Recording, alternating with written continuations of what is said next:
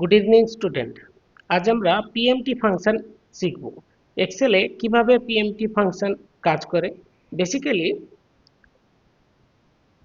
এগুলো banking loan সেক্টরে বা যারা ইনভেস্টমেন্ট করে থাকে সেই ক্ষেত্রে এই ফাংশনগুলো খুব ব্যাপকভাবে ইউজ হয়ে থাকে। পিএমটি পিএমটি কথাটার ফুল ফর্ম হচ্ছে কি payment. Payment calculate the periodic payment for a loan or investment. যদি আমরা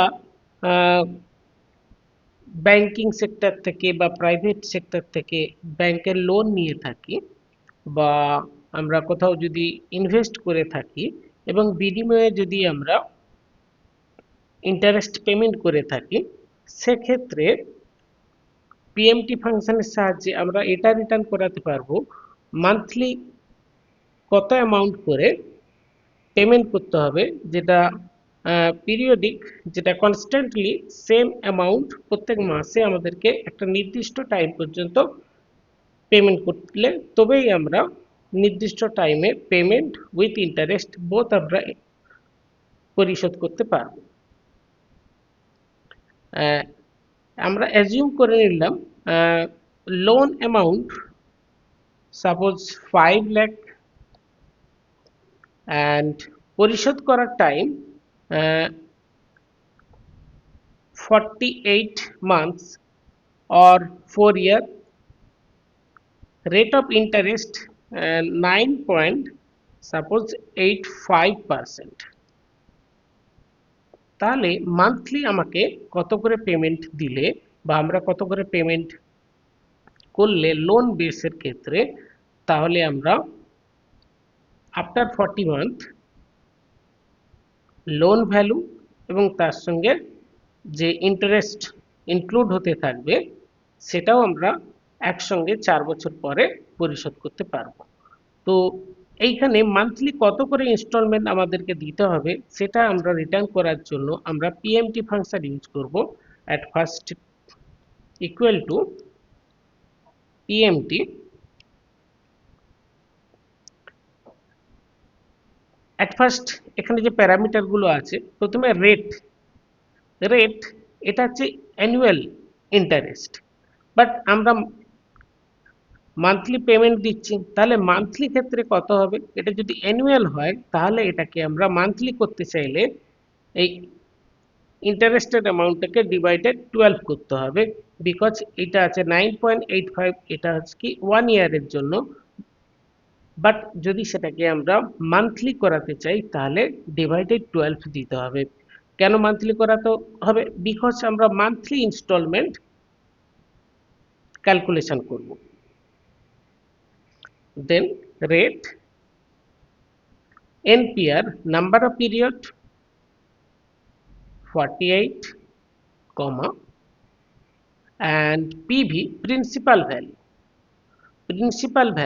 যেহেতু এটা লোন তাই এটাকে আমরা মাইনাস প্রিন্সিপাল ভ্যালু দেবো, তাহলে আমাদের কাছে মান্থলি ইনস্টলমেন্ট ভ্যালু আমাদের কাছে চলে আসবে।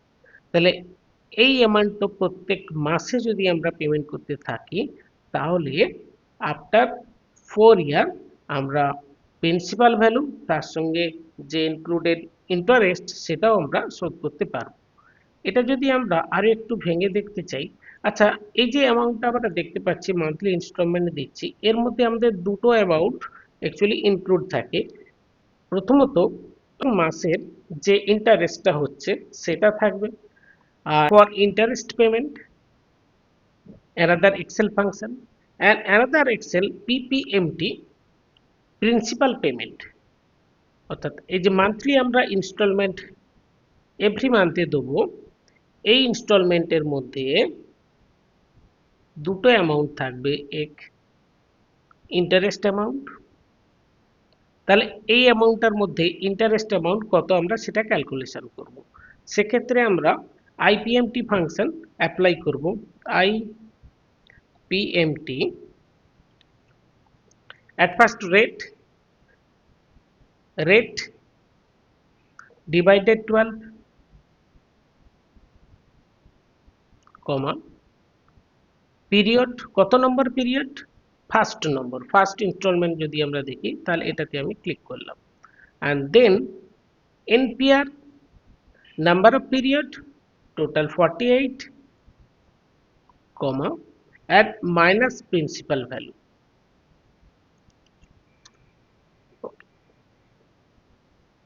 ফার্স্ট মান্থের যে ইনস্টলমেন্টটা আমরা দেবো, ফার্স্ট মান্থ বিকজ এখানে নাম্বার পিরিয়ড 1, এইটার মধ্যে ইন্টারেস্ট অ্যামাউন্ট ছাড়া ইন্টারেস্ট অ্যামাউন্ট আছে 4104, বাদবাকি রেস্ট অ্যামাউন্ট হচ্ছে কি প্রিন্সিপাল অ্যামাউন্ট। সেটাও আমরা যদি ক্যালকুলেশন করি পিপিএমটি, এগেন রেট ইয়ারলি আছে, এটাকে ডিভাইডেড 12 করলে মান্থলি আসবে। পিরিয়ড কত number period, 1 number first installment, and number of period total 48 and minus PV. দেখো এই দুটোকে যদি আমরা অ্যাড করে থাকি তাহলে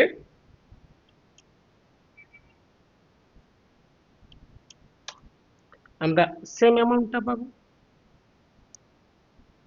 এক্ষেত্রে ইন্টারেস্ট বা পেমেন্ট এই দুটো কিন্তু কনস্ট্যান্ট নয়, but monthly installment constant. Next মান্থে যদি আসি তাহলে আমরা দেখতে পাবো পরের মান্থে যদি আমরা দেখতে চাই ইনস্টলমেন্টের মধ্যে কত টাকা ইন্টারেস্ট আছে, কত টাকা প্রিন্সিপাল ভ্যালু শোধ হচ্ছে, সেটা ক্যালকুলেশন করতে গেলে এগেন আমরা আইপিএমটি, again rate divided 12, period 2, number of period 48 and minus principal value।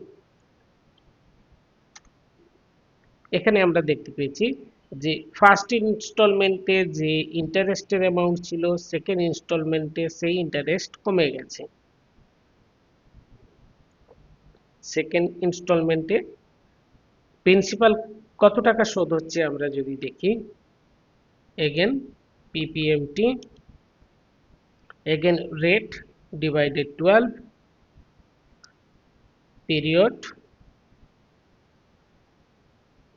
number of period and minus principal value।